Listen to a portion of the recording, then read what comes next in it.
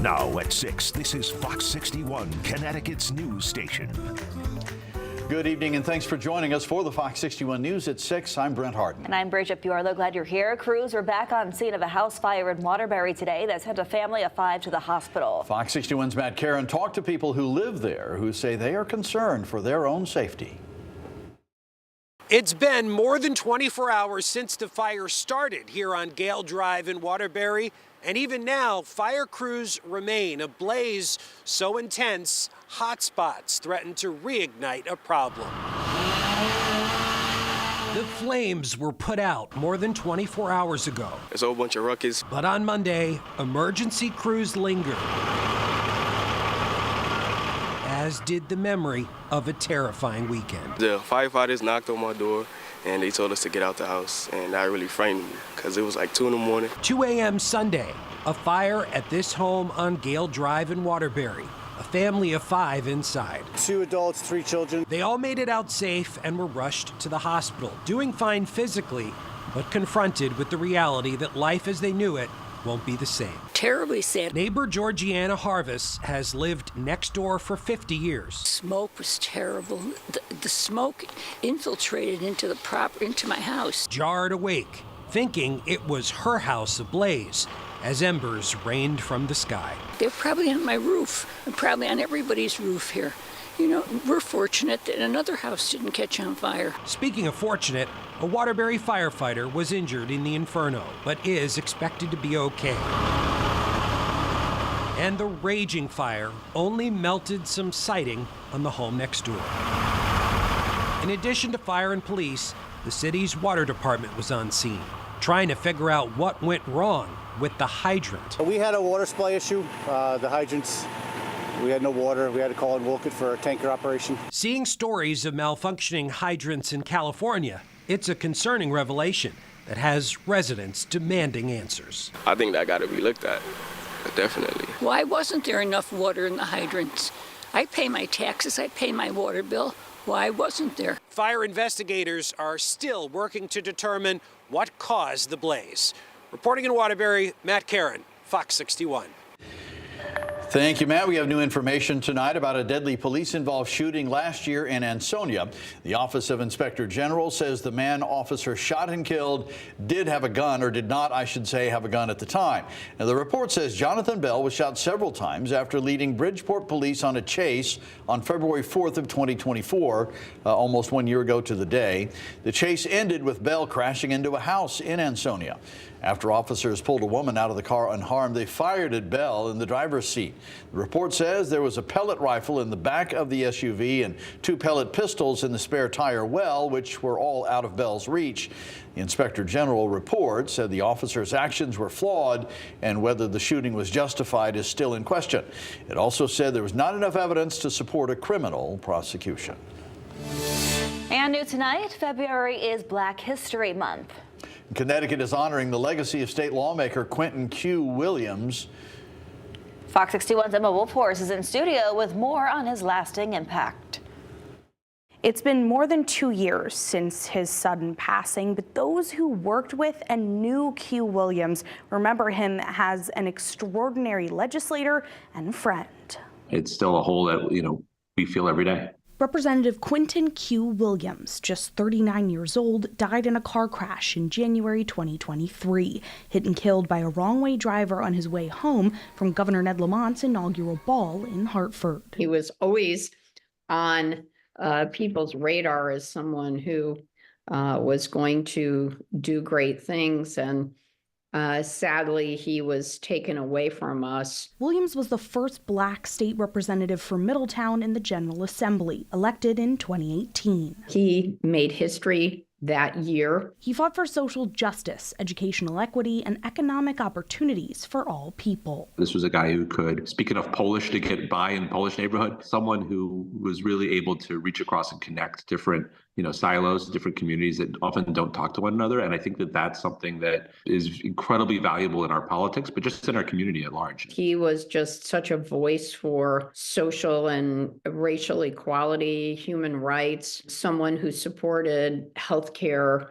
for everyone. This February, the state is honoring Williams for Black History Month. What makes Connecticut strong is that we have leaders who've come from many diverse communities. Williams's passion for empowering underrepresented communities and his tireless work toward creating a more inclusive and fair society continue to inspire those who follow in his footsteps. Both Lesser and Bysowitz say celebrating Black History Month is now more important than ever. We can honor him by doing the work, but also by thinking back to the history that he made, the promise that he had that we unfortunately weren't able to see, completely fulfilled. The more we know about our diverse history, I think the greater understanding that we'll have, and I think the greater we will respect and embrace each other and diminish the hate. Q Williams isn't just being honored and remembered by the state this Black History Month, though. Lieutenant Governor Susan Bysowitz tells me there's also currently an application under review to designate Williams's home in Middletown a Connecticut Freedom Trail site. In the studio, Emma Wolforst, Fox 61.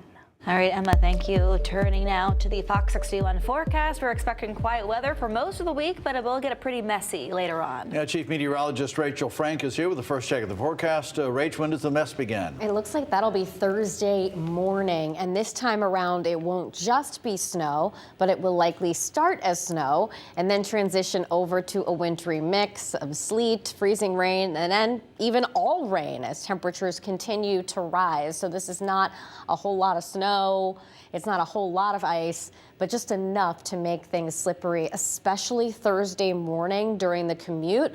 But that issue could continue into the afternoon depending on the timing of that changeover. So just keep an eye on Thursday as the week progresses. Right now, radar showing some showers to the north of us. Most of this should fall apart by the time it gets to us, but temperatures will stay above freezing tonight. So even if we do get a shower, it is a rain shower. Temperatures right now are in the 30s to right around 40 degrees, so we are above freezing. And noticing that temperatures do not drop tonight.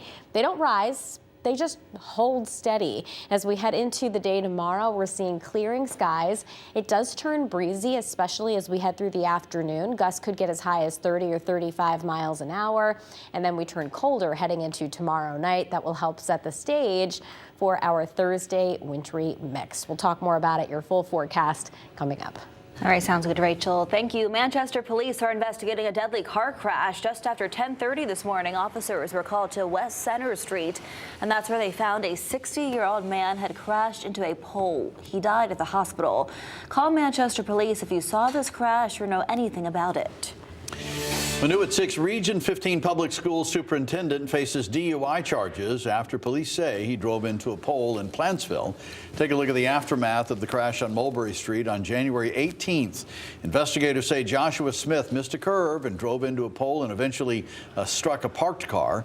And in a social media post, the board said Smith notified him of the incident after it occurred, and they have addressed it. They released a statement reading in part, quote, Mr. Smith has served Region 15 for 7 years and has demonstrated a track record of successful, trustworthy leadership. The board is confident that Mr. Smith will continue to lead our district with excellence and integrity, end quote. The New Britain's Vision Zero campaign is focused on reducing deadly and serious injury crashes on city streets by half in the next decade. Right now, the city is looking for community feedback on this, and Fox 61's Keith McGilvery is in New Britain with the details. Crossing guards are on the front lines of keeping kids safe on their way to and from school. I spent the morning with one of them who's been doing it for nearly 20 years. He shared advice for city leaders as they plan for the next decade. New Britain crossing guard Bruce Sasso loves his job. Most of all, the kids. They'll come and they'll hug my leg, and they're happy to see me. And the feeling outside Gaffney Elementary School is mutual for 5-year-old Joe and his mom. I like that he always looks out for us every day, and that he always keeps us safe. Our crossing guard is super nice. He's always very friendly. He's always looking out for us. Keeping kids safe along Slater Road comes with challenges. Everybody is speeding, and the main reason I think is that they're trying to drop their kids off and they have to go to work. In his nearly 2 decades on the job, Sasso's been hit twice. And I'm out there with my stop sign up, getting ready to cross the kids coming out, and I start walking out, and the car takes off, and I got sideswiped twice, where he actually hit me and pushed me on the side. Crossing guard safety is just one piece of the puzzle for the city's Vision Zero campaign. It's an effort that combines engineering, education, and enforcement to make it easier and safer for people to get around no matter how they travel. Crossing guards are always at the top of our mind. These are folks that, they're out in the cold, they're out in the elements, they're there to keep our kids safe, and we want to do everything we can to make sure that they're safe while they're keeping our kids safe. The effort has a goal of reducing deadly and serious injury crashes by half in the next decade. Mayor Aaron Stewart told me there are even bigger goals for 2045. And the ultimate goal is that there are 0 accidents and 0 fatalities around traffic incidents. Crossing guards are a huge piece of that, and us obeying the laws of the road are a big piece of that too. Sasso says traffic cameras and a police presence would help make things better. He and Joe agree drivers have an important job too. What's your message to drivers? That you hear on the news and everybody will tell you, slow down. I'll tell them, slow down, slow down. I'm gonna go to school. Come on, I'm going, okay? Some great advice there from Joe, who turns 6 on February 15th. I spoke with the mayor. She says the city's Vision Zero committee is meeting now and that an action plan should be in place by the end of the year. In New Britain, I'm Keith McGilvery, Fox 61.